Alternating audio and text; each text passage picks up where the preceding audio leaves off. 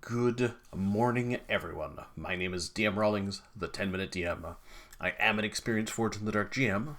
I am here to offer some advice to you 10 minutes at a time. So yesterday, the Candela Obscura core book released, and I wanted to talk about the 5 things in it that surprised me the most. So number 1, expectations. In previous videos, I've talked about how Candela Obscura uses stakes, which is basically the same thing as position in Blades in the Dark. But one thing that it didn't have was something similar to effect. So a reminder, Blades in the Dark effect is a measure of how successful an action might be. Success might be limited, or standard, or great. It's one of these knobs that you can tune as a GM when a character is maybe out of their league, or they're using the right equipment, or they're changing the game with a good idea. For example, a character might bring a knife to a gunfight, and they're going to struggle.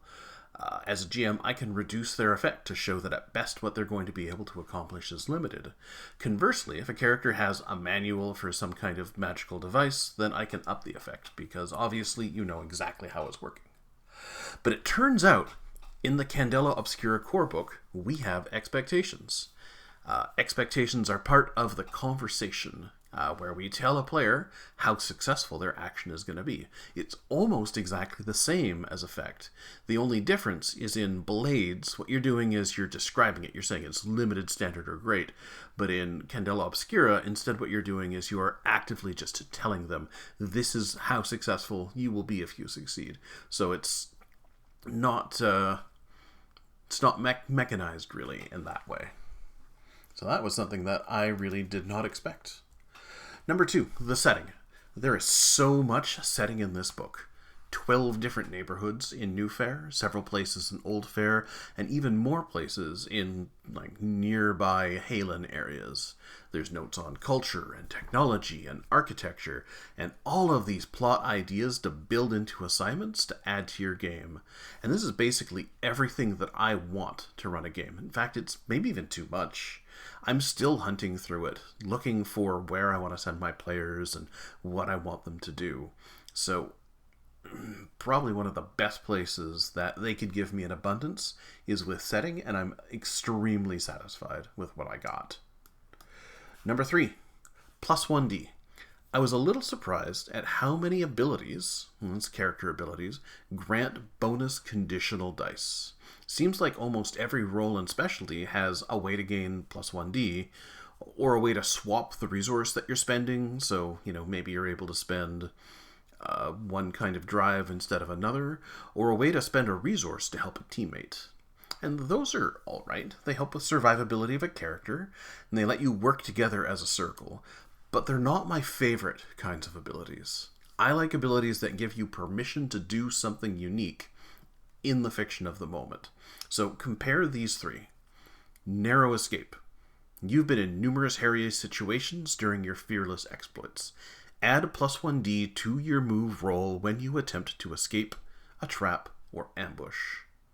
Or escape artist. Spend 1 nerve to automatically escape ropes, cuffs, manacles, or a creature that's grappled.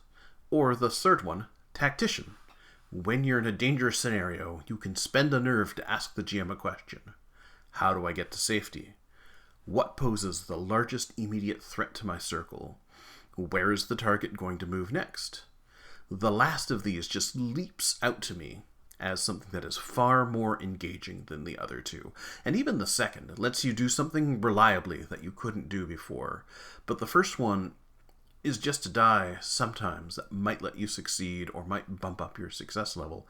And honestly, I expected more abilities like the kinds that I liked than I ended up getting. Which isn't to say I think things are poor. I think that there's a broad different number of play strategies that you can approach the game with that will make the game entertaining for you. Number 4, the factions. I'll be honest, I expected more. The Quick Start had a few, which made me think that the full book would have several. Blades in the Dark, for instance, has over 50, but Candela Obscura has 9, I think, if you count all of the 3 of the Triumvirate separately from each other. And yes, there is a page of 2-sentence little groups in the GM section that I think is a good little seed that you can build out, but I did really expect more. But I do think there's an opportunity here. The Candela Obscura community is going to have a chance to create other interesting groups with interesting agendas. And the Darrington Press Community Gaming license is out, and it's pretty good. So it's likely that I'll be writing some Candela Obscura content once I finish a different project that I'm working on right now, and I'd encourage you to do the same. Get on the subreddit. There's a private Discord that's been fired up, and get involved in hacking this game. And then lastly, the assignment structure. So I think the game does well with the 40 or so pages that it budgets for GM advice. And the advice itself and the moves that it presents are great, as well as some of the game aids for the table. But one area where I did expect a little bit more was in the assignment creation process. The game goes over parts of an assignment and what they entail. They give you 4 full sample assignments, and throughout the book they give you numerous assignment prompts, but it doesn't go into a lot of detail about how to build out those prompts into full assignments. And it's also fairly prescriptive on what the assignment structure is supposed to look like. So given this, I think that there's a big opportunity for me and other people with experience in Forged in the Dark games to flush things out and help people tell horror stories, the nuts and bolts about how you do that. I don't think there was nearly enough coverage in the GM section for that. Or how to take a kernel of idea and build that out into an actual adventure that your characters are going to go on, and then how to prepare for the sessions before you actually go and play them. So expect a lot more of that kind of content in the coming weeks from me, because obviously my goal here is to help people tell better stories in the Candela Obscura world. New Fare is great. I also want to help people bridge the gap and get the most out of fiction-first games, if they're coming from other more traditional sources. So, in closing, give me a follow. I'm going to get to a lot. The game is now out. The floodgates are open. I can't wait to make a bunch of new stuff for you. I've been DM Rawlings, the 10-Minute DM, and if you enjoy what you see, I'll catch you later.